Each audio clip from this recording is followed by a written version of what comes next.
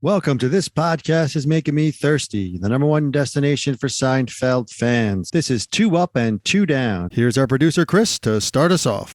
Welcome back, everybody. Thanks for joining us for another episode of Two Up and Two Down. And we got season 4, The Smelly Car. Chris, why don't you start us off with your first up? Yeah, 2 up and 2 down. We got to find two positives and 2 negatives of season 4. What I can tell you, Melman and Larry David. 25 million people watched the show back in April of '93. So here we go. For me, my first up. Yeah, I always liked this guy. The host at the restaurant when Jerry went back and was trying to get money from him. He went with George, and this is where Rochelle got stolen out of the car. I always loved that guy yelling at Jerry, "Fine!" And he admits the car stinks, and he's kind of negotiating. He's like, "Get out of there!" I loved his voice. You know, I forgot what he said. Something like, all right, like $75. Like just the way he was adamantly pushing against Jerry in the beginning, and Jerry's just kind of standing there, and George is sitting on the couch. I don't know. I love that whole little dynamic. Like George was there to support his buddy, and Jerry was trying to act all tough. And then, but that character, I don't know, his voice he hooked me. So for me, that's my first one up. The host from the restaurant. No, I agree. That's a small part, but casted very well. So, all right, I'll give you that one. Tony, what's your first up?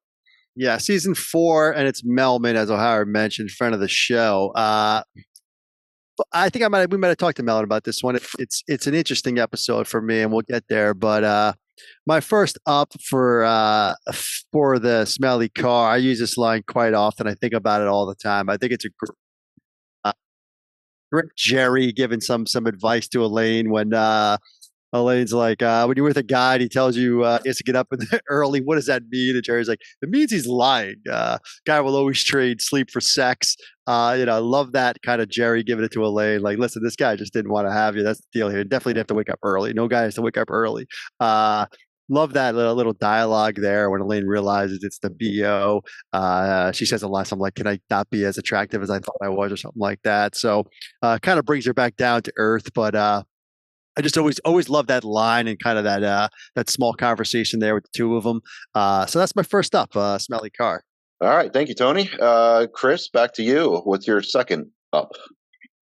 Yeah, second up, I gotta go to Champagne Video. George spotting Susan and Mona. A lesbian sighting. Oh my, that's so fascinating. Because they don't want us. You got to respect that. All inner monologue, which was always interesting in those early years. And then obviously he recognizes it's Susan, and he panics and turns around, and then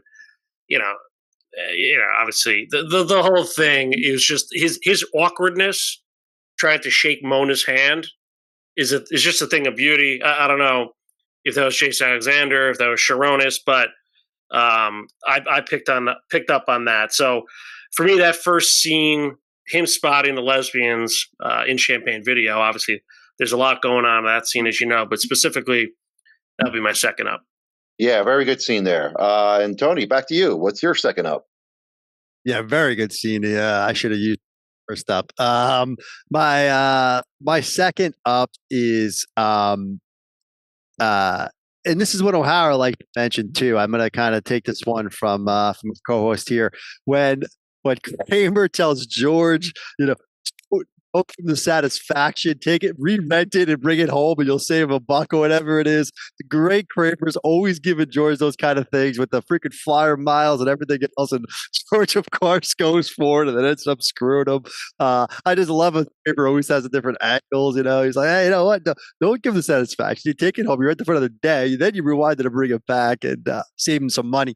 So that's my second up. The Kramer kind of giving George some advice there on how to swindle, and of course it comes back. Yeah, but that's always great to see. Yeah, another good one there, Tony. Thank you. So this season 4, you got to come up with some downs for this episode. So I'm interested to hear what you have. What's your first, Chris? I don't have many. It sounds like my partner here has a bunch, but Uh, I'm gonna go with the montage of getting the BO out was just a little much for me. Like Jerry just sitting there watching the guy like wash everything and give it all the directions, and then uh, similarly Elaine with the hairdresser. Like I don't know, it's just I don't know. I wasn't in the montage mood maybe for this episode with the music going. Like it's one thing to have the inner monologues, like I mentioned with George, but then to have more, I guess, nonverbal acting. I don't know, a little too much.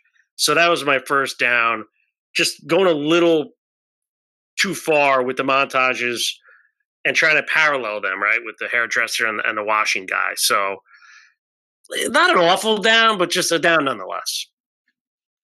Yeah, like you said, you gotta come up with some downs here. So, Tony, over to you. What's your first? Yeah, and again, I had that one down as well. It reminded me in a weird way that the car wash guy reminded me of the cop in the episode where Jerry thinks his car's mangled and he gives him like the whole rundown. The manifold was ripped into the thing. That whole scene. I don't know why they tie in together for some reason, but either way, I agree with O'Hara. That was not a great scene. Listen, my first down is really my biggest down, and it's my biggest qualm with the whole episode. We'll get there with the grades, but I really only have one or two downs. But the big down is just the smelly car stuff. I mean, if this was a season 7 or 8 episode, we'd be hammering this. It's a season 4 and it's Melman, so we're a little bit lighter on it. But the smelly car, BO squad, BBO, beyond BO. Once the B leaves, the O should go with it. It's force more powerful than you can imagine. I mean, this joke is the episode, and it's just over and over. Jerry with 100 different ways of telling this joke that it smells bad or whatever, and then finally it ends up just giving the car away. I don't know. To Howard's point, the cleaning it, that's part of it. I mean, the whole, just literally the premise of the episode and the fact that it's just a lot of different ways Jerry can make a joke about, I think after a while it gets played out. And I just think for a season 4 episode, you don't like to see something like that. I think Melman's better than that. That's my first down. Yeah, I 100% agree with that down. The whole premise of the smelly car. So thanks for saying that. So Chris, back to you. What do you got for your down? Your second one. Hey, Melman's a genius. Let's not go there, okay, with him. But listen, it's what it is. I mean, the name of the show is Smelly Car. We'll see when we get there. And listen, again, this isn't an all-timer, okay? But it's hard to find downs. And, I'm going to, just character-wise, I don't know, Susan falls just a little, like, flat. I don't know, I liked NBC Susan. This Susan reminded me of later season Susan. I don't know, and I can't really pinpoint much there other than just kind of gut feeling, and then she's like handing over the money to him. But like, and listen, George was great in this episode, and the lesbian stuff was great. But Susan as a character, I don't know, a little bit of a miss, and then yelling at Kramer, the whole thing. Like, enough with that already. So for me, Susan's slight down, but a down to the smelly car. All right, and Tony, what's your second down here? Yeah, my second down, and I just don't think there's enough Kramer in this episode. It's kind of an odd down, but I think if this episode had more Kramer, I think I would kind of bump it up a bit more. It is Kramer. He delivers what he delivers. And it's typical Kramer, always getting the girl, right? The librarian, the scientist, the yogurt, the nun. Now he gets the lesbian. It's just Kramer's always got a knack with these women. I don't know what it is. The whole golf swing thing. But yeah, I think, if you want to talk about all 4, I think Kramer's kind of left out on this one. I mentioned him with George and giving him some advice. And then at the end, he gets the woman, gets, Susan all mad at him. But overall, he doesn't have a lot to work with. And so for that reason, I'm going to give that a down, just not enough of the K-Man. All right, yeah, thanks, Tony. But yeah, Kramer does have the Kavorka, so that's how he's getting all these women. And being able to turn a lesbian. All right, so let's go over to the grades now. Chris, what's your grade and comments here? Yeah, Tony always wants a little more Kramer. Let's be honest. He always wants a little more Kramer. I thought Kramer was great in this episode. To your point, the rewind it don't give him the satisfaction. To him, Steinbrenner has ruined my life. Buhner, McGee, McGriff, Drebeck. I know the list. I mean, man, did that line hit home. I kind of want a little more of that. But that's just, man, that's New York, early 90s. Your neighbor coming in, bitching about for the Yankees again. It's just little moments like that Larry David really elevates shows, right? And what hit home for me, so personally. And then she's a golf teacher, Jerry. So, the George line, I drive them to lesbianism. He brings them back. A lot of good lines. And I think the premise, yes, I hear you. The premise isn't great, but I still, Nick Bakay, whatever his name, he was pretty good in it. Elaine's frustration, still cutesy Elaine. She didn't bring anything down.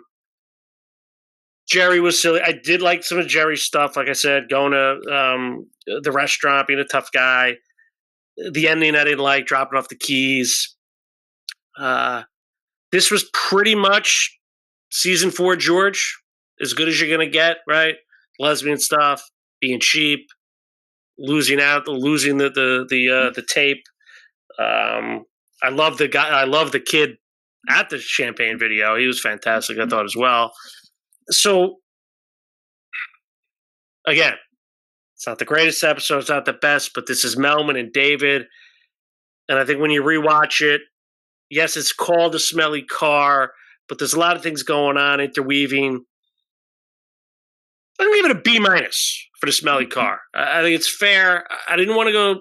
I had C+ as well, but I know some other C+ episodes, and this isn't it. Okay, so for me, B- for the smelly car. Thank you, Chris. Yeah, and to your point too about Kramer, I wrote down as one of my ups this Steinbrenner line. Steinbrenner, he's ruining my life. Great line. All right, Tony, over to you. What's your comments and your final grade here? Yeah, I don't know what to do with this because I thought he was going higher.